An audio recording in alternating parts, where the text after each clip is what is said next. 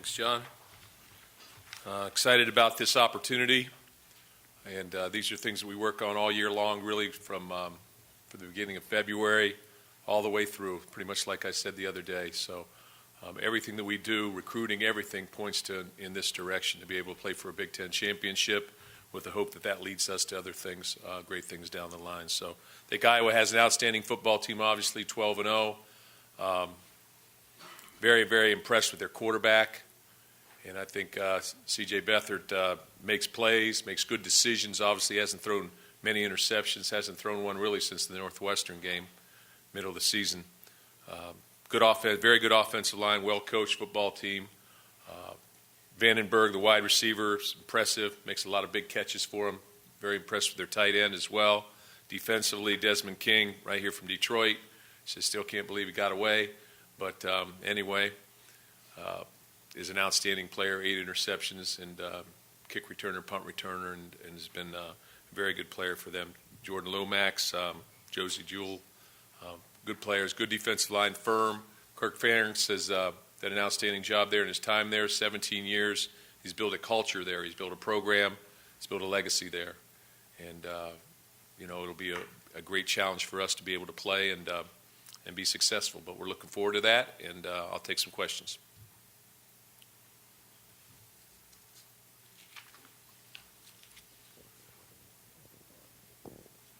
Mark, you talk so much about how games are won in the trenches and Iowa, one of their strengths every single year is the offensive line. So how's the prep kind of been with Shalik, LT, and the guys on the D-line to go up against what is one of Iowa's biggest strengths? Well, first of all, Tuesday's our first practice day, so our guys are off on Mondays, so they really haven't been in, so we'll meet with them today for the first time. We finished up just like we always do. We finished up Penn State on Sunday and, critiqued ourselves first and foremost. So I think the matchup is a good matchup for us, but we're going to have to play square and be in our gap, and we can't be playing sideways against Iowa because they'll split you. Very good running backs, Sean Daniels, and 33. I can't pronounce his last name right now, but very good running backs, very very talented. Mark, you mentioned Desmond King. He seems like a lot of guys you've had over the years, kind of overlooked as a recruit, becomes a great player. I'm wondering what your evaluation was of him and how close you were to offering him.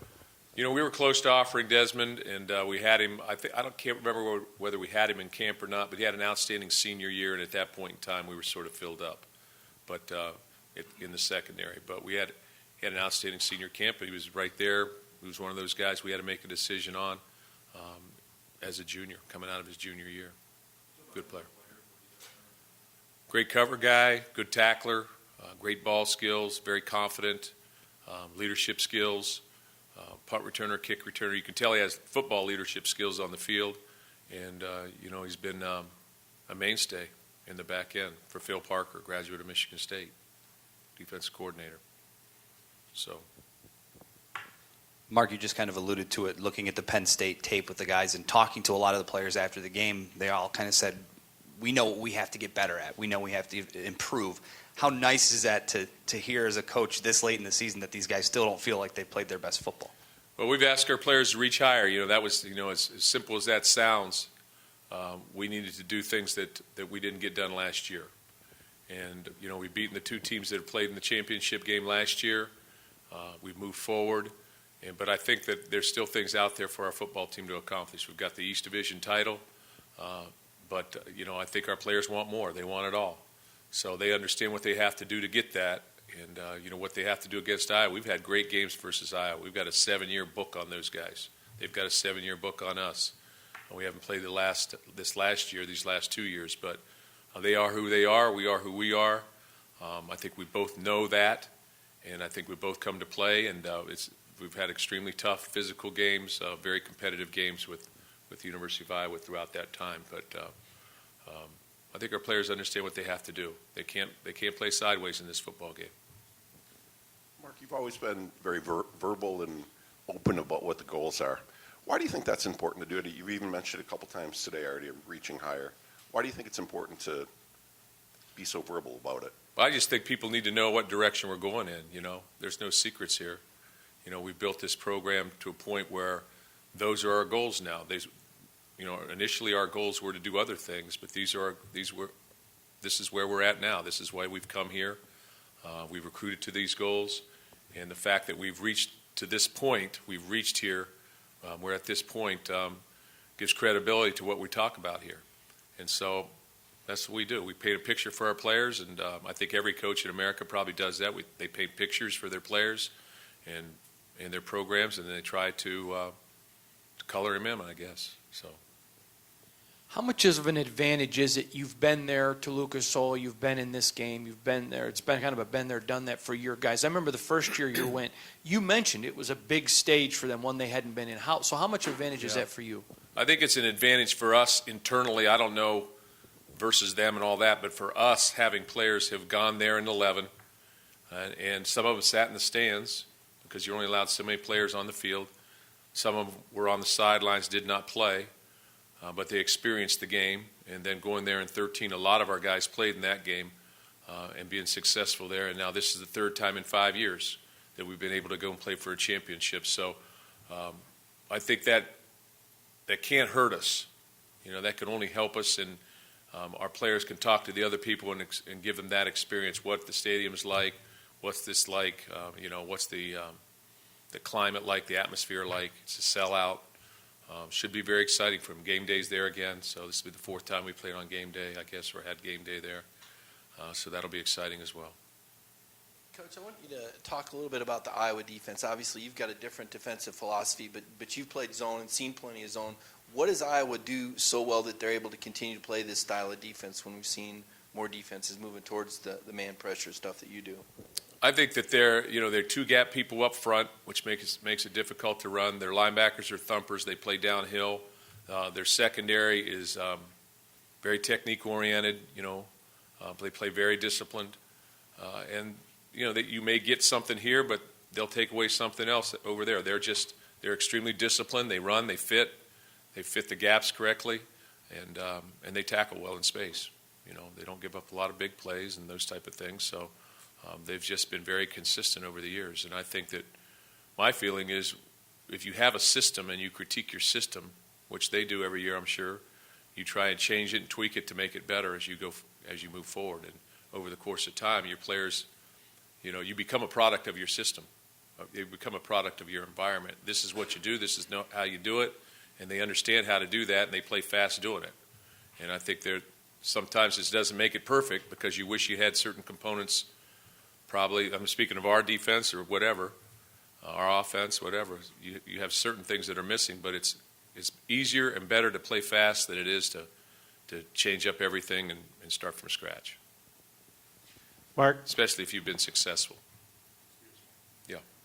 I know I don't want to cost coaches any money. I know you watch a ton of film, but do you believe this game and games of this magnitude are more about the X's and O's or more about the old-fashioned desire and determination and guts? I think it's about both. How's that answer? Okay, but I think it's about the emotion you bring and the execution that you bring to the field of what you're being coached to do. You certainly have to have a knowledge of what they do and understand how you do fits into that piece of the puzzle. But it's how you do it. It's who makes the least amount of mistakes, who makes the big plays, or lack thereof, and who's able to pressure the quarterback into making mistakes, and those type of things. I just think it's a game. I think it's a football game. I think that championship games or games on a big stage, usually they're pretty evenly matched, and the people that make the least amount of mistakes win. Whether that's missed tackles or whatever it is, big plays. Mark, when we talk about this game, talk about physical play, toughness, and all that, it's kind of Big Ten staples. But do you see with all the success, the perception of the Big Ten changing nationally? Do you hear it? Do you feel it? Do you see it in recruits and stuff like that? This is, I don't know. I think that I've always come in here and said the Big Ten has tremendous coaches and concepts that are being taught. They have outstanding players that play in this conference, student athletes. And the difference between these conferences are inches. and they're about matchups, particular teams versus teams. They're the different matchups they have, and so you don't see too much of it. You see a little bit of it, the cross section of playing at the beginning of the year, and then you see bowl games, and everybody's assumptions are based on bowl games in those first couple. After that, you're playing within your conference. But I think there's great college parity in college football. I've said this before, and I think on any given day, another team can be as good as that particular team they're playing and win. And you've seen that across the country this year. Mark, your secondary, I know Darian Hicks is back healthy now. Monte Nicholson has worked himself back in there. What has been the difference with this unit the last few weeks that they've been able to be so cohesive? I think that we're playing fast. We understand what to do. We have good skill back there, playing confidently. And again, things hang by inches, by threads. Misstep here, misstep there, can cost you, especially in the back end, or a misplay on a deep ball or whatever the case, missed tackle. And I just think we're having less and less of that. I think Arjun Calhoun is playing very, very well, and I think all four of those guys back there have made plays in these last 3 weeks that indicate that we have a cohesive unit right now. A quick follow-up. I know RJ was dressed for senior day last week. Is he still, are we looking RJ Williamson, or is he still playoff? RJ is close to playing. Like I said, we haven't practiced this week, but he is in pads. He is practicing. To what extent he's able to do what, a little bit remains to be seen. I would say he's unlikely to play unless all of a sudden something amazing happened. But I would think that we would hold him out of precaution, but he would be able to play in the next game. He'd be able to play in our bowl game, our first bowl game. Yeah. So. Mark, you mentioned the experience of going down to Indianapolis in the past, and Lucas Oil is probably a little bit different venue than most college team plays in. Are there specific things that you remember from your first 2 trips there that help you in planning and getting used to the environment, that type of thing? No, it's the same field a little bit. It's inside, so we've played inside before. So, you walk in there and you have the feel that, okay, we're here. You roll up on it in your bus coming from the airport or wherever, and you see Lucas Oil, and you know that this is one of the things that you shoot for. You shoot at the beginning of the year. You shoot for that game. That's all you can control is getting into that game. When you roll up in the bus and you see that, you have a good feeling about it. You get excited. It's exciting to play, and that's the way I hope our players approach this. No stress, a little bit of pressure, but play through it. Have fun. Mark, you've had so many guys step in for injuries or whatever reason this year. I mean, how much do you, I guess, not know what's going to happen as much as you prepare guys to play, just to be a replacement? How much are you almost sort of crossing your fingers on Saturday and got to wait and see what happens? Everybody has injuries across the board. People are having issues with personnel, and it's a long season. This is our 13th game, so we've been at it since August. So we've gone August. You know how many months there have been. Okay, so it's that time of year. Everybody's getting banged up and stuff like that. So it's important we get to the game and be healthy as we can be, which we are. We're as healthy right now as we could possibly be. Mark, I know you've already talked about the perception of the Big Ten, but do you see any scenario where the winner of this game does not get into the college football playoff? Does the Big Ten or anybody have to do any lobbying for the team that wins this game? I would not think so. I don't see any way. I think the Big Ten's in. I mean, 4th and 5th team of last week, so this is a 12-0 team and a 1-loss team. So whoever wins this football game is going to get an extra bump. So I would think they're in. My perception, which probably doesn't count. Hey, Mark, Gerald Holmes started out the year as the number 3 guy. Obviously, injuries happen, opportunity happen, but what is he doing different now on the field that he wasn't doing, back in September?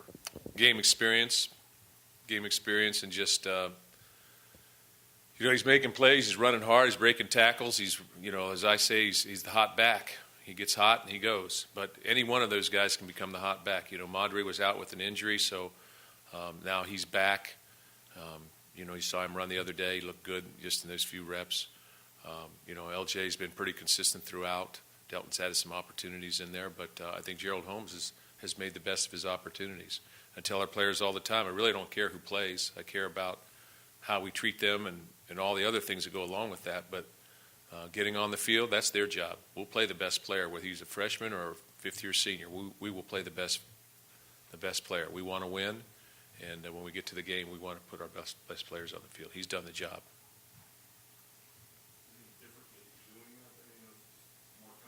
More confident. I think he's remember now he hasn't played. Jeremy Langford took most of the reps last year, so he's a guy that,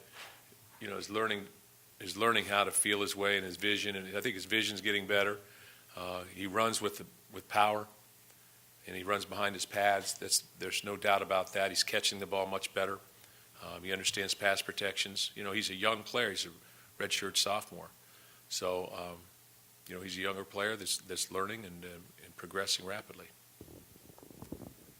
Mark, all the success you've had, I imagine you believed it was possible. But is there a moment or a game where it dawned on you that it can happen? Was there either a victory or something that happened that you realized? This year? No, since you've been here, that you realized this is possible. Is there a game or a moment or anything that happened that you realized this will work? I've never had any doubts, to be quite honest with you. Even since 2007, we went into every game, and we felt like we could win. We lost in double overtime to Iowa that year. So I really never had any doubts. I've never said, didn't expect to win that one. That's just the way we've been here. We've had some great players come through here in the past 9 years, and everybody has done their part in bringing this program forward. So there's never been, I'm not pointing to 2010 saying that's the breakout year, or because we had some great wins in 2007 Penn State game, and on it goes, the 2008. So you can reflect back. We had big games in every season that made a statement for that particular season. So I've never really looked at it like that. I guess when we won the Rose Bowl, went to the Rose Bowl, that at this point in time, that's been the pinnacle. I think being ranked in the top 5 the last 2 years is something that we can point to. But every team has had that moment where you said, okay, good things are happening and we can move forward. Mark, curious, you often talk about how your teams progress and play better towards the end of the season. How is this year's version of your team different or similar to other teams that have kind of started to crescendo towards the end of the season? I think we have a good feel for each other. We're a confident football team. And I think we're playing our best football down the stretch. And that would compare with 2013, which was what happened that year. So, and I think it's always important to be playing your best football at the end, not at the beginning.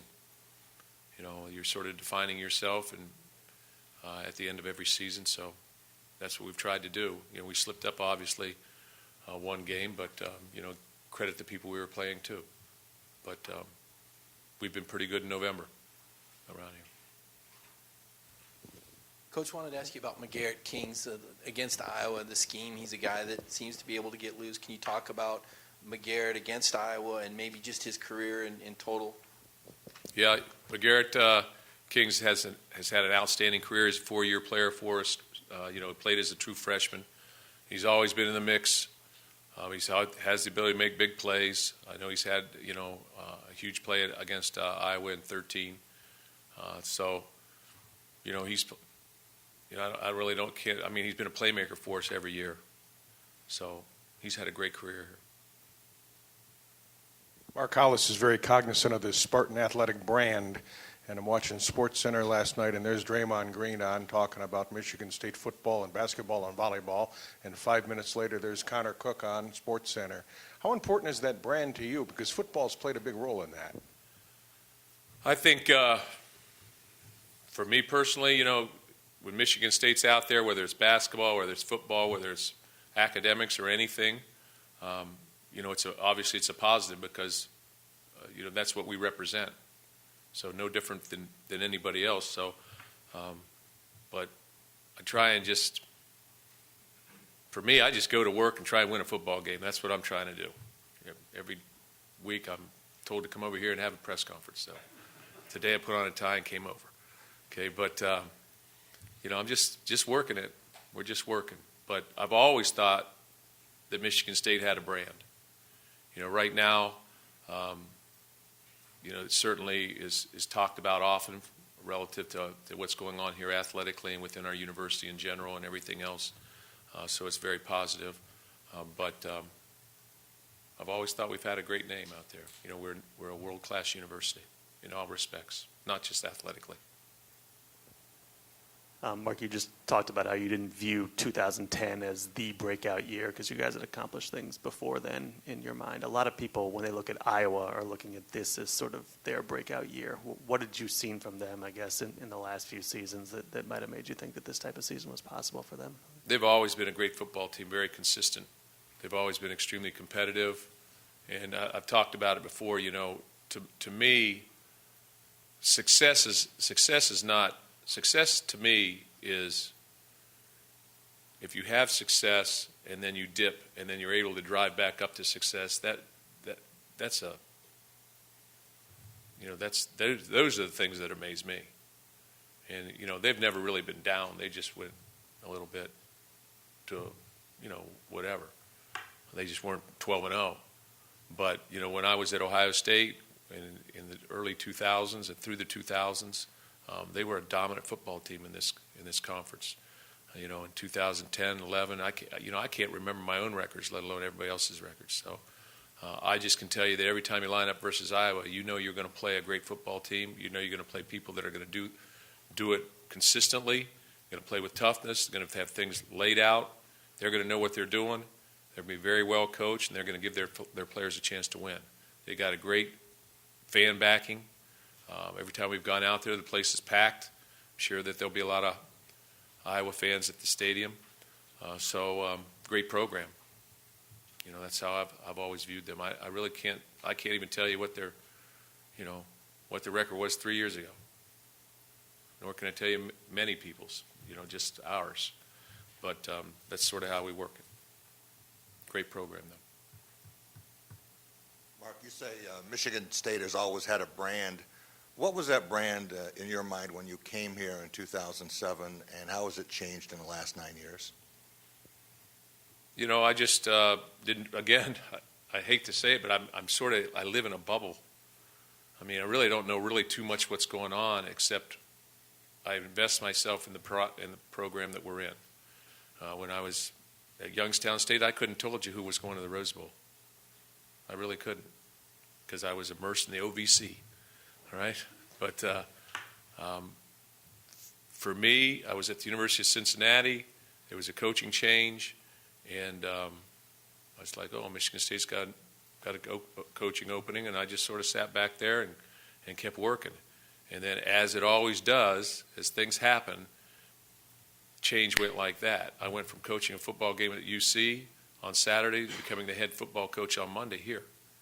And so there really wasn't a time to really reflect on Michigan State's brand at that time. I just knew what I knew based on my past history here, that this was a great institution, had great academics, you could recruit here. They had a tradition past, championship past from the 60s.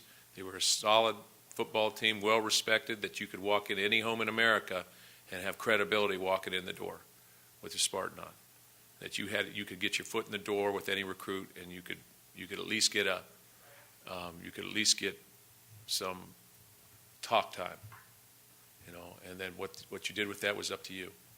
And from there, we just started building our program, and it is what it is today. Any other questions? It's good? Yeah, Joe. Take two more up front right here. I was curious, when you're going up against a team similar style that you guys have, is there a comfort in knowing their style, or is there a concern because you know how difficult that style is to play? Probably a little both. You feel like you've played against them before, and they are who they are. But you also know that with that comes challenge, great challenge. But we're somewhat the same, because maybe some of the belief system. We both have a fullback, but we use him differently at times, or those type of things. Both a 4-3 defense, but we're different. So there's things like that we're different in, but we are the same in certain areas. So, but they'll be a great challenge. I promise you. They're a very, very good football team. Just real fast, kind As of good as follow we've played. Go ahead. on Iowa's defense. You were talking earlier about Phil Parker and what he's done. When you look at that defense, you still say, well, there's Norm Parker's defense. I mean, is it still basically the same thing that they? I think they've tweaked things. I think I think first of all that he was involved in the creation of that because he had been there for so long, and Phil Parker, and especially on the perimeter. And then also I think that obviously there's tweaks. There's things that you want to do once you become the man in control. There's things that you want to change and you want to critique and try and tweak and make better. So I think he's done those things. But I think the overall who they are remains pretty constant. Anything else for Coach? Nope, no update. Okay. Thanks, Coach. Thanks, guys.